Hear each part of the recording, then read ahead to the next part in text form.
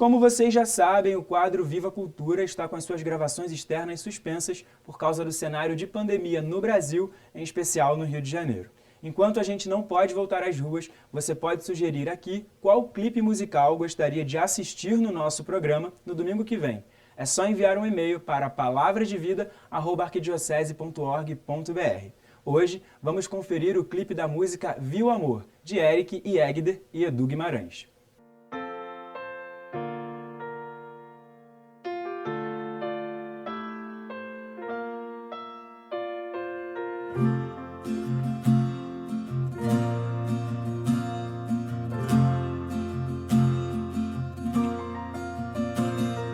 Vi o amor e a esperança caminhando juntos sobre o jardim,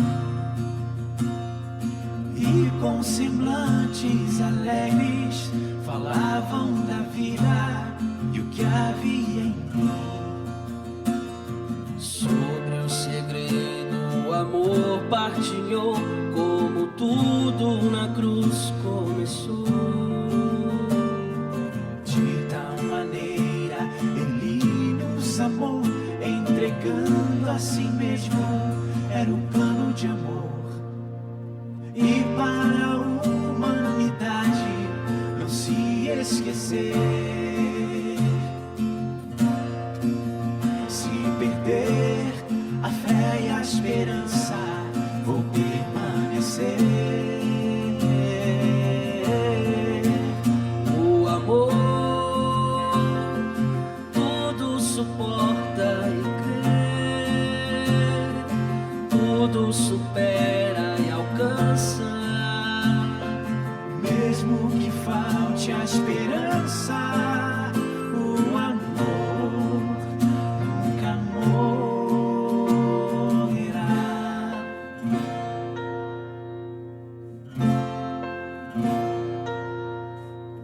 Sobre o segredo o amor partilhou, como tudo na cruz começou.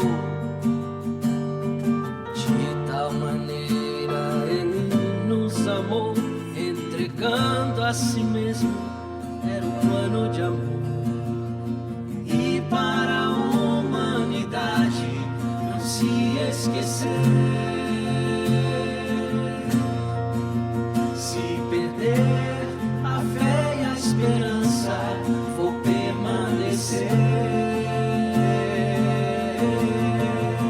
O amor tudo suporta, tudo crê, tudo supera e alcança.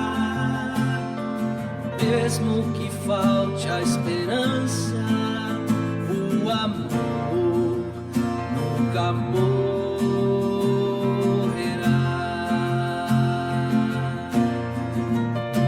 O amor tudo suporta, tudo crê, tudo supera e alcança.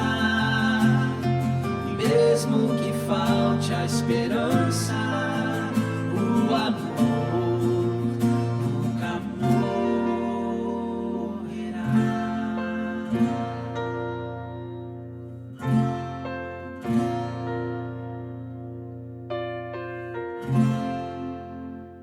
E agora vamos assistir a mensagem do arcebispo do Rio, cardeal Orani João Tempesta, no quadro A Voz do Pastor.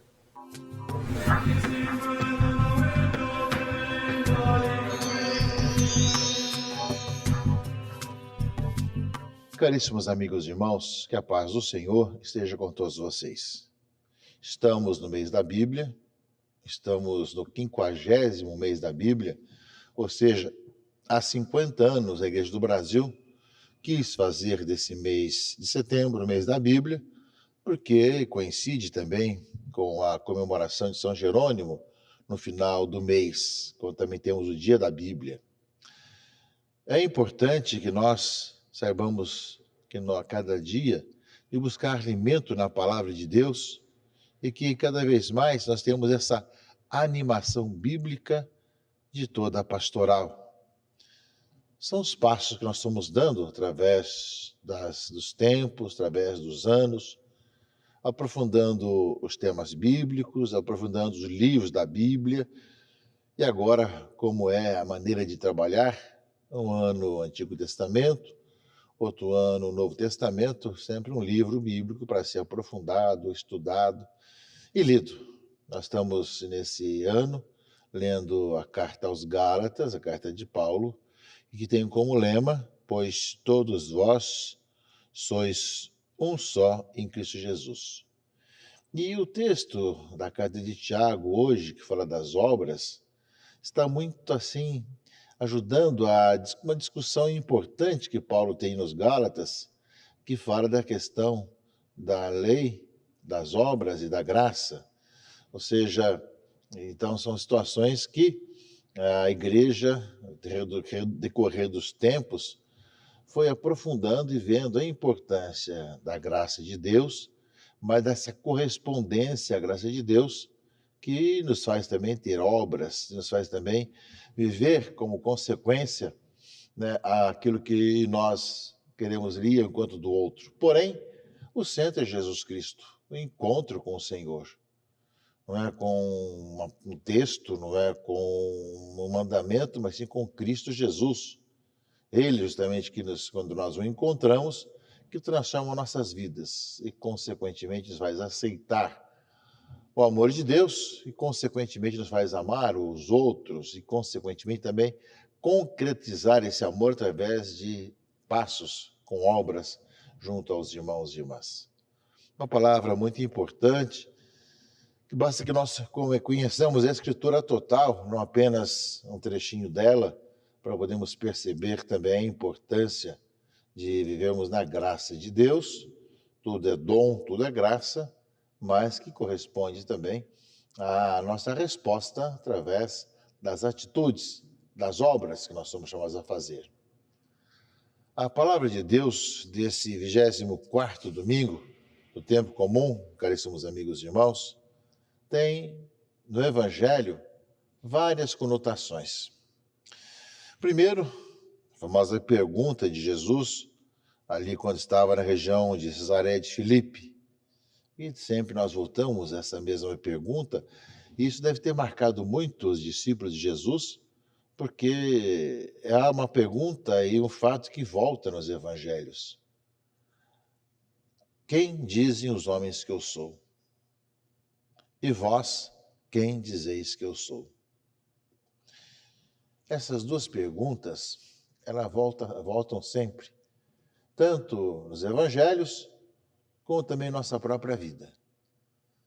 Nós sabemos e podemos fazer grandes pesquisas para pensar, refletir sobre o que dizem os meios de comunicação, as mídias digitais, as pessoas, quem é Jesus. E vamos encontrar realmente uma enormidade de respostas. E hoje, com toda a questão contrária à fé e contrária à igreja, nós encontramos alguns absurdos muito sérios sobre Jesus. Mas a grande pergunta é, e para vocês, quem sou eu? Quem sou eu? Ou seja, como é que nós o encontramos? Eu falava disso agora há pouco, com relação à fé e às obras. Ou seja, o encontro com o Senhor ressuscitado e tendo como Messias da nossa vida, é que nós vamos ver a diferença que temos em nosso dia a dia. E é bem isso, meus irmãos e irmãs, que acontece nessa primeira parte do Evangelho. Primeiro, a resposta da pesquisa feita. Alguns dizem que tu és João Batista, outros que és Elias, um dos profetas. Ou seja, há muitas opiniões. Mas, na pergunta pessoal, Pedro responde em nome da igreja: tu és o Messias. Ou seja, o esperado de Israel, o povo que esperava o Salvador. Tu és o Messias, o Filho do Deus vivo. Ou seja, quem é Jesus? É claro que hoje não significa dizer tu és o Messias, que para a grande parte do povo, as pessoas nem vão entender o que significa isso. Mas dizer quem é Jesus para nós, em nossa vida. Ou seja, como é que eu me distingo por ser cristão? E se eu não fosse cristão, qual seria a minha vida? teria sentido a minha existência se não fosse por Jesus Cristo?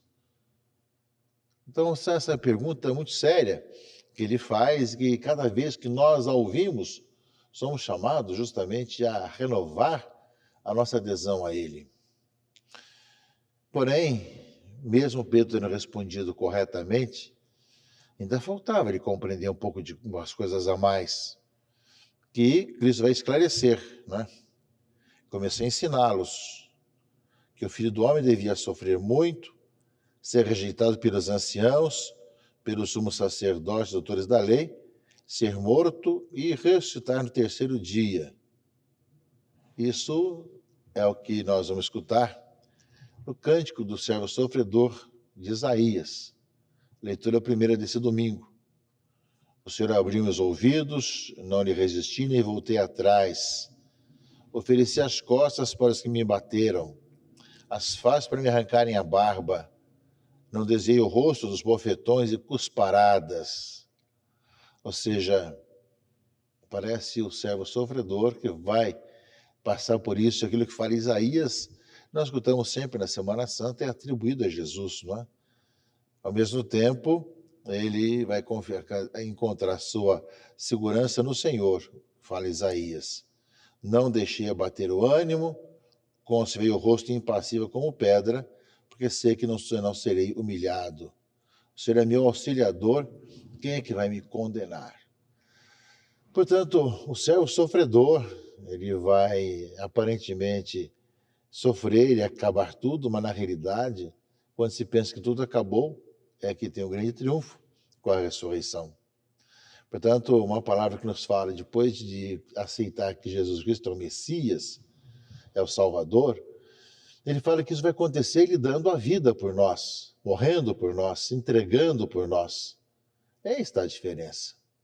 Não é um Messias que vai entrar a cavalo pelas ruas de Jerusalém como grande conquistador, mas alguém que vai morrer na cruz e derramar seu sangue como cordeiro na Páscoa, oferecendo a sua vida para ser, nosso Senhor e dar a sua carne, e seu sangue em alimento no seu corpo e no seu sangue, para que nós possamos viver uma vida nova.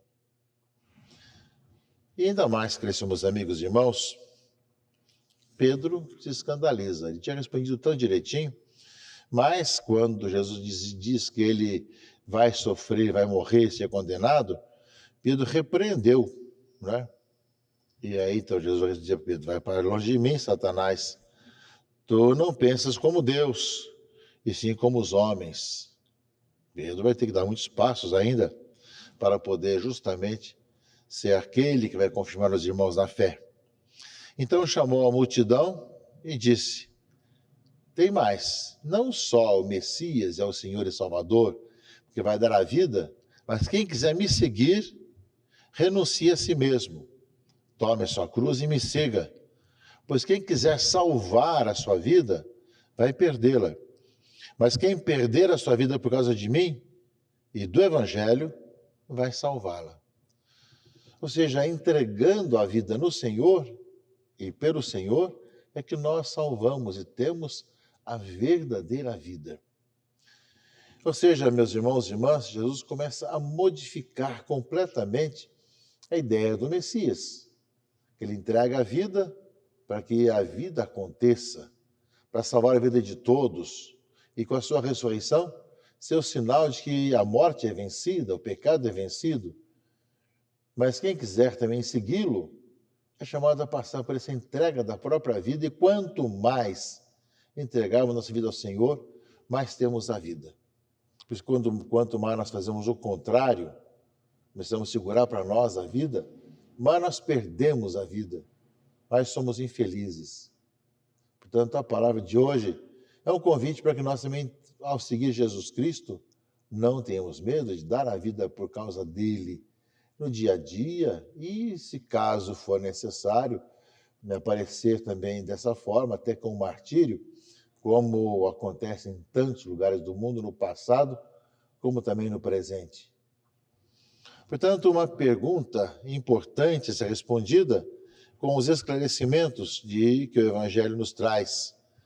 E, ao mesmo tempo, meus irmãos e irmãs, o fato de perder a vida pelo Cristo, de dar a vida pelo Senhor, faz com que o nosso relacionamento com o outro seja de compromisso, não de lavar as mãos, seja de estar comprometido com o outro.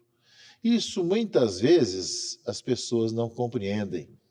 O porquê se ajuda as pessoas, o porquê se partilha, se preocupa com o pobre, com o necessitado. É porque a gente encontrou a vida no Senhor e está dando a vida pelo Senhor, também na pessoa do outro. E na carta de São Tiago, no trecho de hoje, que continua a da semana passada, ele fala assim: não adianta alguém dizer que tem fé quando não põe em prática. Eu dizia justamente na carta aos Gálatas, tem essa questão, né, da justificação pela fé.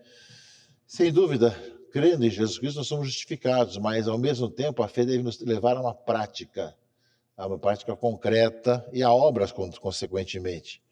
Ou seja, ele fala de imaginar que um irmão ou uma irmã não tem o que vestir, eles falta comida a cada dia. E você fala, pode ir em paz, e aquecei-vos e comer à vontade, mas não ajuda nada a pessoa, sem lhe dar o necessário para o corpo. O que adiantará isso? Não é? Assim também é a fé. Se não se traduz em obras, por si só ela está morta. A fé sem obras é morta, diz aqui a carta de Tiago. E alguém pode dizer, tu tens a fé, eu tenho a prática. Tu mostra-me a tua fé sem as obras, e eu mostrarei a minha fé pelas obras. São Paulo, na carta aos Gálatas, vai abordar isso, a importância de crer em Jesus Cristo, de aceitá-lo, de encontrar em Jesus Cristo a vida, e, consequentemente, por ter encontrado, ter a prática, de ter obras que demonstrem em quem nós colocamos a nossa vida, em quem nós acreditamos. Portanto, é uma oportunidade, meus irmãos e irmãs, de, nessa palavra de hoje, proclamar em quem nós cremos e quem é Jesus para nós, cada vez que nós também olhamos para o outro e nos comprometemos uns com os outros para que, crendo, aceitando Jesus Cristo, nós também possamos ser enquanto as pessoas para ajudar as pessoas em suas necessidades e, ao mesmo tempo, naquilo que passa, né, pela tribulação. Hoje são muitas situações que existem, muitas pessoas que sofrem, ou nas tribulações devido à doença, ou a questões financeiras, ou aquilo que nos divide com as polarizações ideológicas e partidárias, ser uns contra os outros, tanto na sociedade, como na família, como na própria igreja, esquecendo que é o Senhor que nos une, e por causa de Jesus Cristo nós somos salvos pela fé, acreditamos no Senhor, somos justificados no Senhor, mas que através das obras vamos demonstrando em quem acreditamos, em quem colocamos justamente a nossa esperança, que é Jesus Cristo, nosso Senhor.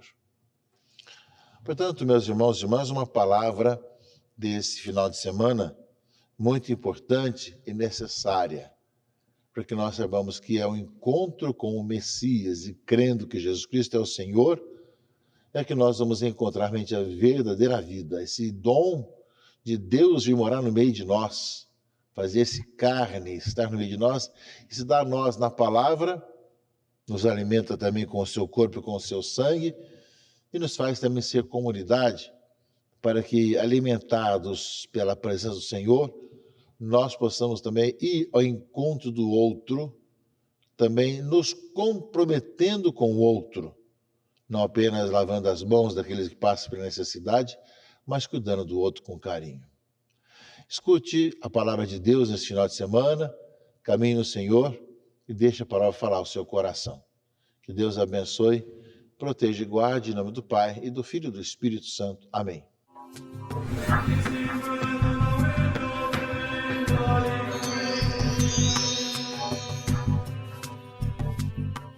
Obrigado pelas palavras, Dom Orani, e muito obrigado a todos que nos acompanharam até aqui. O programa Palavras de Vida de hoje está no fim. Desejo a todos vocês um ótimo domingo. Até semana que vem. Tchau, tchau. Obrigado pela sua companhia nesta manhã. Para acessar o conteúdo desse programa exibido no dia de hoje, basta entrar no YouTube e procurar Palavras de Vida TV Brasil. Fique agora com a celebração da Santa Missa em seu lar, diretamente da Igreja Nossa Senhora da Glória, no Outeiro da Glória, aqui no Rio de Janeiro. Deus te abençoe.